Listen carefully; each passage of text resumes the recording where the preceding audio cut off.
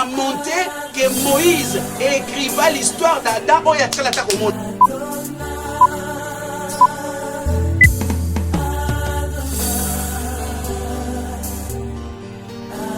Prier, c'était un remède. Prier, mais ça qui s'y a nion surtout, ce que Kotimaka et bon, ça la nion surtout.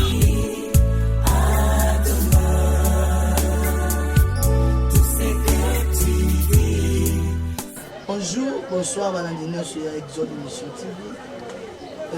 Chaîne Nabino, chaîne Angal, chaîne Nabisonus, chaîne Roy et la Cabino, ici de l'Internet, nous sommes là, nous allons par-ci, par-là, on a pu édifier, peuple Mozambique, au Bourgeois, dans le monde entier, au Canada, en Afrique, en Europe et partout. Et voilà, émission Nabino, où il y a Kambami, les serviteurs Nabino. Jojo le berger. Émission Oyo Egali intitulée Écho de l'évangile. Écho de l'évangile, Bibelobi, allez, faites toute la nation médecine. Et voilà, Nakolani Samana, Likanisi Oya Malam, le pasteur Nabiso, responsable de l'église d'Exode de Mission, à l'unité, et Sengeli To Panza Malam, par-ci par-là, pour Adali, responsable de notre pasteur ainsi, Kakanjika, et Sikazani na Canada. Ambo théâtre, pour l'ensemble, Molonga Nae, Balobi, Pemeni, il y a grand homme, il y a une grande dame. Vraiment, maman pasteur, Zamba Pambolayo, Eska Bozali, et il y a Pambola Pebana, au Bazali Kolanda Bisso, Zambé vraiment à Pambola pasteur Nyons dans le monde, au Bakolanda Bisso, et n'hésitez pas de s'abonner massivement.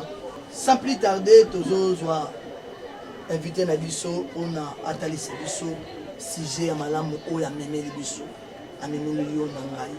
Moi, dans un bénéfice, je suis allé pour la vie pour tout ça édifier. Si j'ai allé la monter, pour éviter pourquoi à relever la biseau à l'eau et large, la montée c'est quoi? On a évité la montée où ils allaient par rapport au Yannin et tout le monde et on a mon salle ensemble au Tuzanaï et le mot à pasteur Elie le chameau. Bonjour. Bonjour papa. Bonne Pour l'oiseau, tout ça vraiment bana ensemble pour se présenter pour Baïba. Ok, bah ndeko so ba zolanda biso de partout to pesibino na lobote na Congo le Yesu biso to bengami le Congo et le pasteur Eli le chameau. Ça n'a explication mais c'est pas le temps où tu es vraiment yango juste tout sur la makambo est essentiel tozali pasteur visionnaire et église Adulam tabernacle les to yeko sur la commission polo a biso par rapport à thème la montée donc c'est un peu ça c'est présenté à moi. Merci beaucoup bana Zambé, merci beaucoup explication et à pasteur Nabiso Azalina, il est le responsable de l'église où Azali visionnaire. Sans plus tarder, tout dans la carte, il y a maman, il y a sujet Nabiso pour on a pas ensemble dans à édifier. Pasteur, pourquoi le monde de la Biso la montée par rapport à quoi? Tu as pas ensemble par rapport à la généralité ou par rapport à la salle ensemble? Ah bon, le thème Oyo est ça. Nango mukuse mais na kati na yango toko meka kobimisa makambo ebele eza na mwa ngolu na kati na yango donc monter eza nango mot français eza mwa mouvement moko par rapport à définition na yango bazoloba ezali aller de bas à haut aller dans un lieu plus élevé yango nde monter siko makambo nyonso tomonaka na mokili mpe tokoki koloba tokoki kokotisa yango na kati ya moto mpe na marche ya église yango nde tosimbi thème ya la montée nde oyo biso tolingi lelo tosolola yango na kosenga na mwana nzambe nyonso kopesa biso litoi parce que soki oyoki biso na katikati la biso kosimba biso malamu te mais koyoka biso ndenge tobandi koma la montée par rapport à yango et pour ça la bien makasi ba pesa biso ka lito. Merci beaucoup Balandino Sobolanda biso papa lobi pesa lito vraiment ya molimo to kota vraiment na kati ya bilei to baka ezali miliki te mais ezali c'est vraiment un thème très très capital. Vous voyez pourquoi et comment moi en ensemble, mosali ensemble, moto akoki, ozala ou azala qui nase et amal.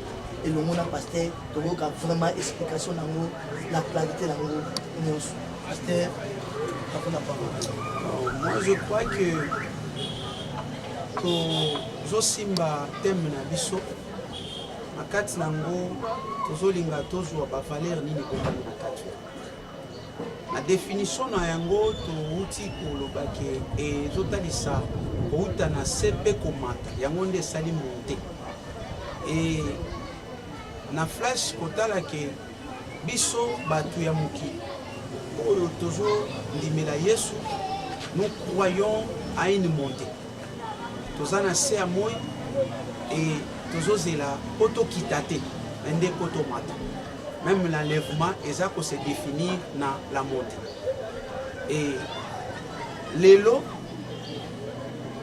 tozosimba verset écriture oyo eza koyebisa biso na Ésaïe chapitre 25 verset 6 ce qui tokoki kotanga yango parce que yango nde eza entré étant des enfants de Dieu biso tout aussi même na Bible je crois que on dimelaka liloba ya Nzambe je crois qu'on dimelaka liloba na Nzambe je crois que oza mwana Nzambe Ésaïe 25 verset 6 ezoyebisa biso boye l'Éternel des armées prépare à tous les peuples sur cette montagne un festin de mets sikila et un festin de vin vieux, de mets sikila plein de moelle, de vin vieux clarifié. Parole du Seigneur. La Bible dit que dans la montagne de l'Éternel, Dieu prépare un mets sikila, biloko yakitoko. Comment Dieu peut préparer quelque chose mais dans la montagne? Pour aller écouter la bateau na sete, na écouter la bateau biloko na likolo pe biloko ya kitoko. Vous savez, ici naza ko interpeller mon Nzambe nyonso to andimeli lo bana Nzambe que nyonso tokoki kozwa na se ya moni o Nzambe akoki kobongisela biso ekokokana te na oyo ezozela biso na vie ya au-delà. La Bible dit ceci, lorsque le maître, après avoir kosololana bibota, ba disciple, ba potre nae, atei, asilisi, alaki alobi, na kei ko bongisela bino esika. Bien aimé, nyonso tozo mona na se ya mona. Omoni penza mutu asali eloko. États-Unis, à New York, au komi bolobi, non, non, non, ça c'est la perfection. Mais je peux te dire que ce n'est pas la perfection. Parce qu'après des années, au moment où il faut changer de couleur, basala boy, babuka banda, c'est que tout ça qui n'a pas perfection. Mais ce qui est loco batu basali et kamu sibiso, boni boni et si kanzambe ake ko bongisa. Donc ce qui to ko raté makambu nyonso, mais to raté nzamba ke bongisa. Alors nzamba ke bongisa non na sia mo na likolo. Alobi akoya kozwa biso. Et la montée ici, c'est la vie de Dieu. C'est la vie de Dieu. Voilà pourquoi même par rapport à la repentance, tozo uta na potopoto ya mukili oyo ezotalisa bomo na biso ya salite ya bamasula. Mais lorsque Yesu ayaka na vie na biso, poto zwa mbongwama ya sika o bazobenga la nouvelle naissance, ezali changement ya vie. Tozo longwa na honte poto koma na nkembo. Parce que avoir Jésus-Christ dans la vie, c'est de quitter la honte pour la gloire. Et avoir Jésus-Christ dans la vie de l'homme, en d'autres termes, c'est la nouvelle naissance. Alors, vous savez, boye bibino yon sotu eloko moko ba obenga cheni mbinzo. Mbinzo azalaka aussi longtemps adam mbinzo. Camarade neza mabele parce qu'aza pour ramper aobaluka na mabele. Mais mbinzo azotali sa caractère ya azana bizaleli ya mwana na nzambo lobi soki bonzambe ekoti ya kolongwa mbinzo kwa koma papillon. Du chenille au papillon. Là a changé forme mususu. akomi ndenge mususu. Vous savez, la montée, c'est la honte. La montée, eza eloko moko, eza tina mokote. Nalingina expliquer ango na boy. Dans la vie, lorsque tout va bien, mutua botami, croissance eza malamu, abandi kotanga, asilisi classe, azu musala, mbongo bandi komonana, bon makambo belé. Nous-mêmes, tolobaka yango, mais des fois, tu comprends raté. Mais en tout cas, ce type azo monté, azo manta. Et lorsque vie azo kende sous bien te walobaka no azo kita. Là, c'est la vie de l'homme. Mais baye bakate ndenge nini makambo yango ezali.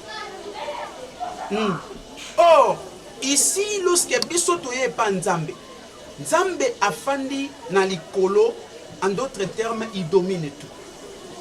Et nous disons ici que notre Père qui est aussi, et nous sommes ici sur la terre. Bible Zoloba, affectionnez-vous aux choses d'en haut. Ça, c'est la montée. Parce que eloko mon côté ko satisfaire mutu, na se amoy o koleko Nzambe a kopé sa biso.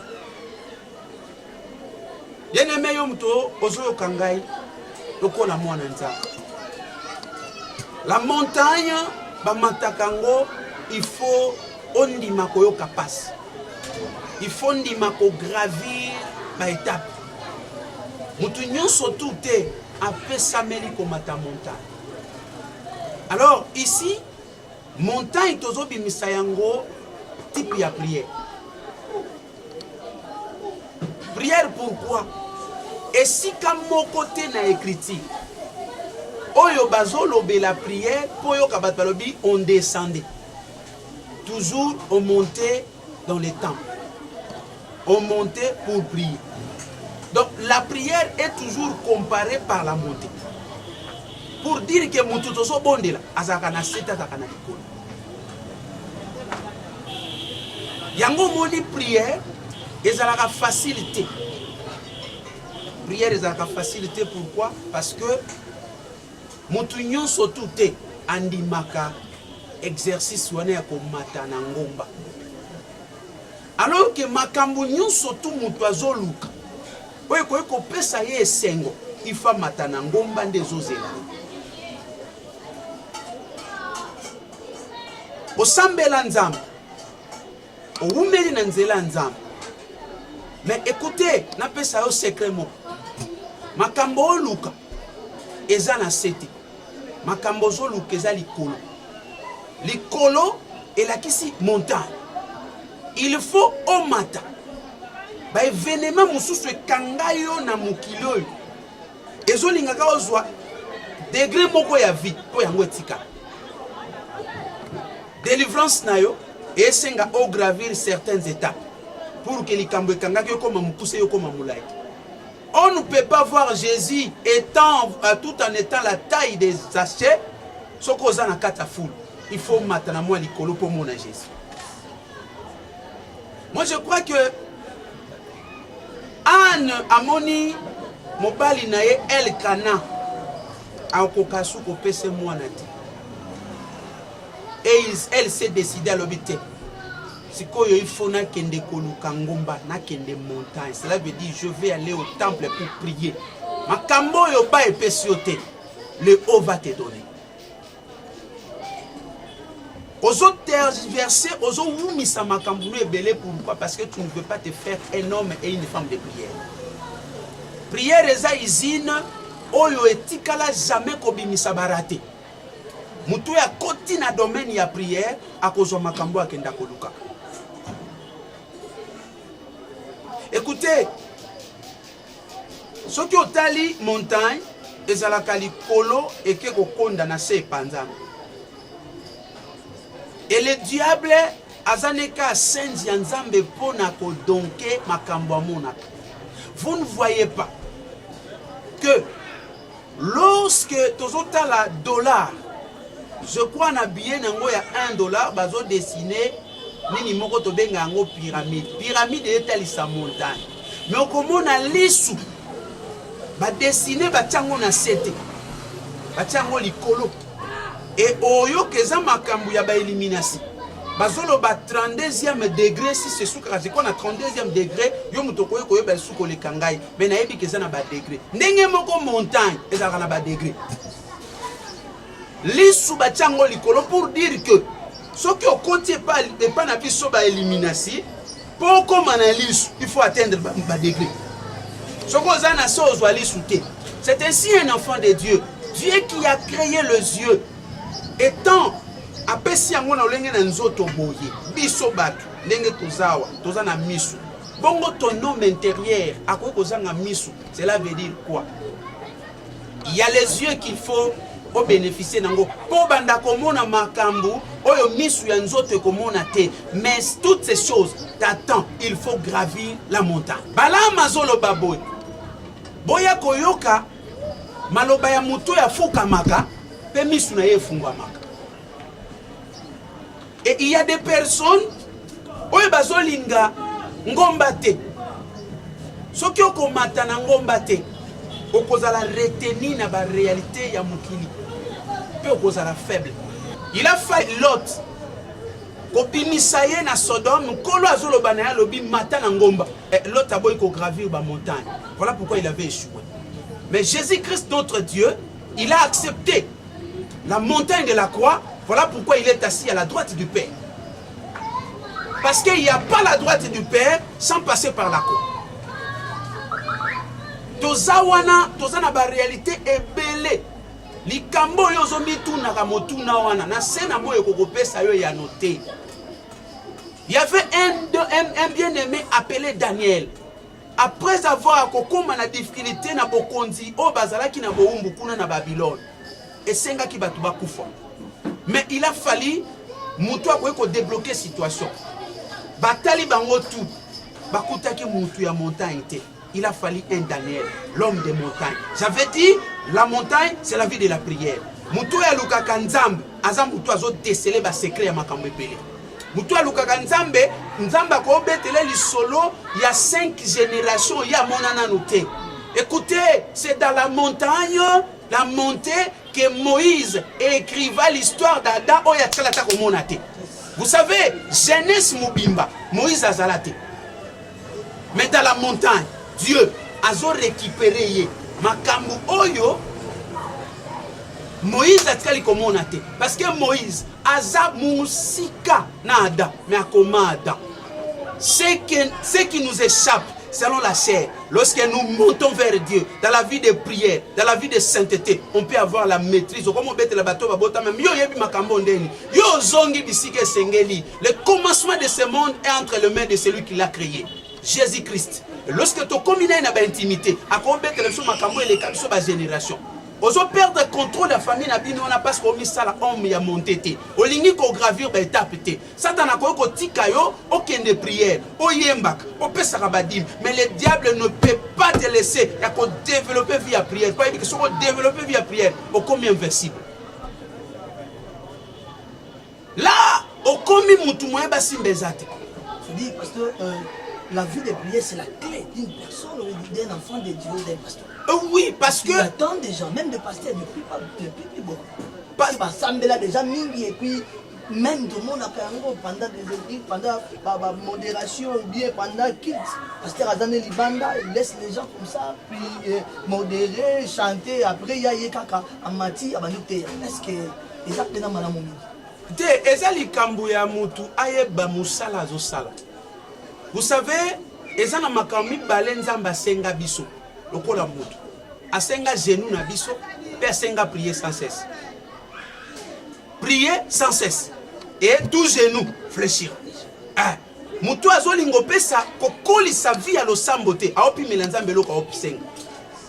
Biso to pesa yo e azosenga, ya ko pesa biso to oluka. Mutu azobondela te akotika la kokoma na ba dimension te parce que na komata ngomba eza na ba degré oyo zo sentir que ce que mu pepe changer baby mu pepe changer wana oyo komi la msu likolo ya li en famille na bino estetikali déjà po yo zo mata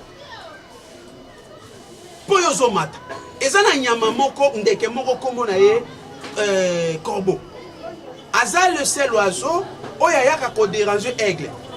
Ce qui aigle est nassé, amatelaki likolo awa ye sikoyo aza kolia ye azodi ota ye awa aigle atungisaki te aigle osala niabi oke ozosepela parceke naza presque na environnement na yo toa na se nga azalaka moto ya likolo aigle apanzaka mapapu ne boye abandi omata plus badegré ezochange corbeau akoma oyoka akoma étouffé alongwa ye moko akwei.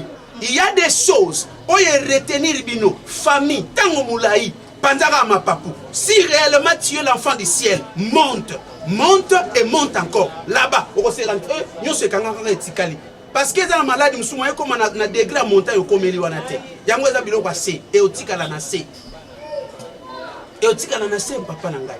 Donc pasteur oyo azolingo comme vie na vie à prière te opimela nzambe loko oseka.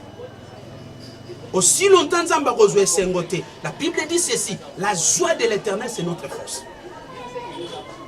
En réalité, une église véritable, tout le monde doit être des intercesseurs. Babonde la kanzambe parce que toi on a besoin de tous à la source na makambo yono mona nzambe ondo kimoko azokanga ndokaza irondere yo aigle mata. Vous savez, on peut bagarrer avec les serpents lorsqu'on a kakasimi mabele. Mais environnement, il y a serpent, matane kaka. Aigle azwaka eka matie likolo po moya azwa esika ya kovanda na ba force nezate. Mais soko obunane na mabele ayoka ka osimba koto azo piquer matana yi. Makambo ebundisaka yo ndeko nanga mwasi.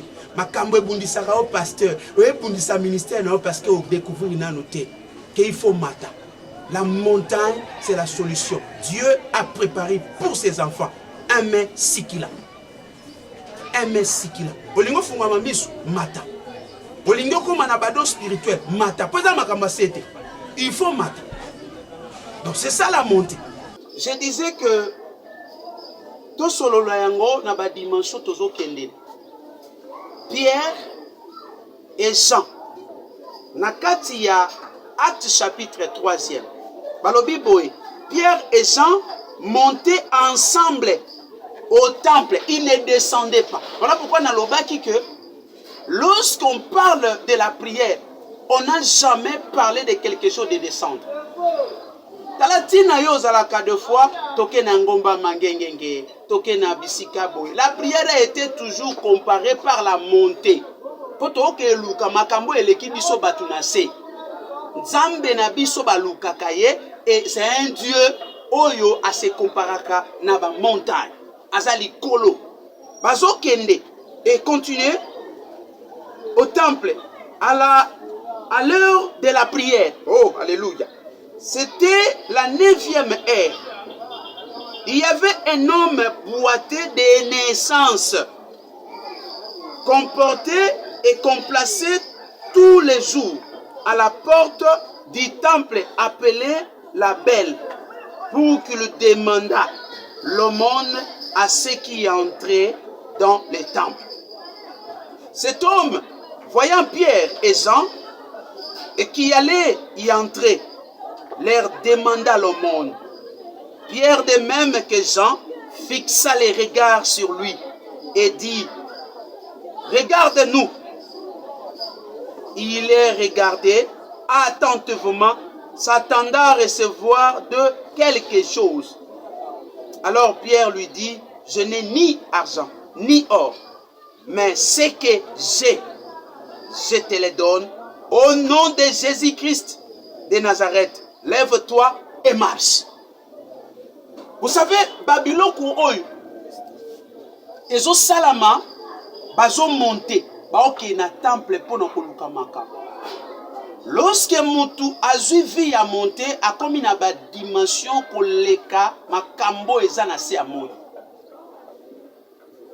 Batu mususu ko côté église. Oye koyi koza lokola local, mais il n'a pas la vie de la montée. Mutu wana yakoka bateye na nzela na porte po sengaka. Babi bachaki chaque jour wana ya cela ba même ka batie wana mais ces jours là bakutani na batu oyo ba na dimension eleki boité na ye et c'est alors que ba yebisi balobi to ane loko opé sauter mais non to changer ka condition na yo. Tu veux changer la condition de ta vie, tu veux changer la condition de ta famille, tu veux changer la condition de ton ministère, monte. okomona ke makambo ebanda okanga yo kotika eza na bamipepe ya likolo oyo ezokanga biso ekopema na atmosphère wana te. Donc c'est ça. Jésus-Christ, il a monté. Bible zoloba qu'il a accepté la mort de la croix parce que la croix est là qui le colle la montagne. Lorsqu'il monte, il se retrouve seul. Mais ce qui a quitté na se amoy akoluka ko sangana na bandeke belé. Mais si tu veux vivre la vie d'intimité avec Dieu, ozala puissant, monte. Zala un homme de prière, un homme yakomi kaba parce que monter ezala facilité. To lukanzambo to lela likoliboso na ye po apesa biso makambo ezo sekisa biso. Na se amoy oze sengo moko te. Révolutionne ta façon de voir ma soeur. Révolutionne ta façon de voir mon frère. Okoza no yokanga obali okangami na kati ya ba réalité ozobota te couple ya mwana ezokende 5 ans, 3 ans, 10 ans même. Mais je peux te dire une chose. Eloko oluka misu ya bomoto bona minganga ba okomona te. Vous savez, c'est lui qui était tourmenté pendant 12 ans à perte de sang. Lorsqu'il cherchait Jésus, c'est la montée. Parce qu'il faut gravir, belé à batouane, il y a une facilité. Bunda, il y a une simba kaka. Solution nanga ezwami. Solution nanga ezwami. Donc, les kambuno wana, et kangami na ba réalité à bomoto. Mais ceux qui ont bimi, na kati li kambuana, matin na vie à prière. Dans la montagne de l'Éternel a préparé pour Nayo et spécialement pour Nayo un sikila. Maboko. Voilà pourquoi même Cana se compare à une montagne. Il a fallu Israël abimezi plutôt pour bakota na montagne ya Cana. Voilà pourquoi Kuna avanisaki peut approuvoir makamunyo sazolo bake. Ici, dans le pays ici, mon peuple stérile à cause de la terre, mouto ko avorter peut à cause de la terre. Pourquoi? Parce que, et si Kanzamba Bongisi, il est écrit quelque part, dans Jacques chapitre 5, la Bible dit ceci. Est-ce que parmi vous, il y a quelqu'un qui souffre, qu'il prie? Écoutez un peu la solution. Parmi vous, est-ce que quelqu'un qui souffre? Est-ce que quelqu'un dans la réalité kangié, qu'il prie? Vous allez comprendre avec moi que prier, c'est un remède au diable. Parce que le diable combat cette vie de prière. Vous savez, kilomètres de kilomètres. Mais prier avec celui qui ont marché avec eux des kilomètres, une heure d'État va quitter. Pourquoi? Le diable peut t'amener aux alanavia,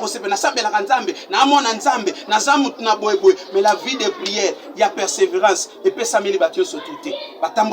Désert, moni ba multiplication, mais il demandait beaucoup qui kobonde la namona mutuata inerté. Prier, c'est un remède. Prier, ezakisi ya nyonso tout. Ce que koti makam et bongisaka nyonso tout. Je crois que c'est ça le message. Oh, tolobite que to soukisi. Mais il y a la continuité avec Dieu. Bolanda Bisso et le pasteur Elie Chamon, on est là. Disponible. Si vous voulez nous rejoindre, na ba téléphone na biso tozali. Tongo midi pourquoi toroyamba yo pour na ba orientation. Je crois que pour na topé sa code ya mboka tokobanda na plus 243 parce qu'on est à Kinshasa Congo 243 81 27 958 plus 243 81 27 48 958 yango wana nde ni na biso okoki kozwa biso à tout moment. Donc kolo a pambola mutu nyonso to akoli se disposer. Merci beaucoup bana zameni osu. J'espère que touti kozwa vraiment o ezali delay parce que Ibelobi, l'homme ne vivait pas seulement du pain, mais aussi de la parole de Dieu. Et cette parole, oh, ils allaient pour pesa biso vie. Et cette parole, ils allaient pour pesa biso makas. Et voilà, Bouti Kolanda, et le pasteur Elie Les Chamons, vraiment, c'est un docteur en parole. Elie Les Chamons, à l'obéli biso un thème très capital la montée oyo tozala qui édifié vraiment bana nzambe esika bozwami nzambe vraiment apambola bino par rapport au sujet oyo papa na nga franchi esika zali na elongo na molonga na ye mama esika zali na bana biso vraiment na baleki na ngai vraiment nzambe apambola bino na kolambisama na message oyo ya kitoko vraiment j'espère que papa okozala vraiment édifié pour na parole oyo nzambe vraiment pambola bino pe na pesi mbote epai ya berger papi esika nini azwami wana vraiment ye nde moto asalaki elengi ya image oyo esalama kitoko celui qui était à la caméra vraiment nzambe apambola yo napamboli berger odon napamboli suser nanga sara la chante oyo vraiment nzambe azali kotombola po nzambe azali koutiliser puissamment vraiment nzambe apambola bino napamboli église mobimba exode de mission napamboli bana na nzambe nyonso bozwami na monde entier na Europe na Belgique na Australie na Canada na États-Unis vraiment nzambe apambola bino n'oubliez pas de ça abonnez-vous massivement na chaîne bino une chaîne chrétienne Exode Mission TV officielle vous allez connaître la bino ma message à kitoko yelengi boy vraiment en tout cas pasteur comment nzambe apambola yo ko lansama na message ko ya kitoko oyo ko pesa biso o ba nzambe asili ko na la fin no bambote ko sa madame mingi pe bini ni na suka au bon de la pona bana nyos ba ko na no dans le monde prière na yo fondé comme plus pour ba nzambe ko ba ko na biso partout dans le monde. Ok, connecte-toi dans la foi parce que otokoloba eza na ngoka maloba. Mais ceux qui na monde ya foi ozana biso ko bénéficier na bola momoko wana. Maloba ya suka eza kaka to pesi nzambe merci pour la mokolo ya lelo ndenge a permettre na biso to leka na émission pe toza ko pesa initiateur ya émission oyo na yoki aza pasteur Francis to monanité mais mbote na biso tolingi bino mingi parce que soki bozo sala boye bozo ko tindika loba na nzambe eba na peke ne liboso. En tout cas, on est ensemble. Na pesi naza marié ndenge bozo mona tolati lopete na maman Deborah oyaza mwasi nanga papa ya bana Minei et responsable de l'église Adulam. Au simbikaka motema même oyoka nga d'un moment à l'autre mais le sambo za na nguya ici la bataille. La Bible dit que c'est Dieu qui fait cesser les combats. Nzela ya makambo yo na tei ozwa makasi ya sika. Apesa yo la montée na dimension surtout ya vie. Parce que vie soke zo kende bien balobaka muta o mata. Tika o mata na domaine yo surtout ya vie, mingi intimité na nzambe. Parce que yango déjà clé oyo kokangola makambo tout. Celui qui m'écoute, il y a des complications. Tika nzamba matiso likolo complication ne comme anase. Na kombo na Yesu Christ. Gravir montagne. Mata likolo ya situation na famille na bino yo koma likolo. Parce que aponi yo pasala o malam, nzela na yo a ciblé bato ebele. Je te bénis dans le nom de Jésus-Christ de Nazareth. Je te le dis, merci Seigneur Jésus-Christ.